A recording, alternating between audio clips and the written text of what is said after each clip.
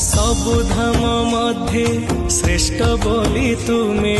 बसिच शांते पुरुषोत्तमे केते मोर दुख रे केते मोर सुख देइछु मो भाग्य रे पड़िबो मो भाग हिसाब करुथा टाणी छकी सुन तुम जीवन धन शहेरु शहे तू हेले मु सुन तुम जीवन धन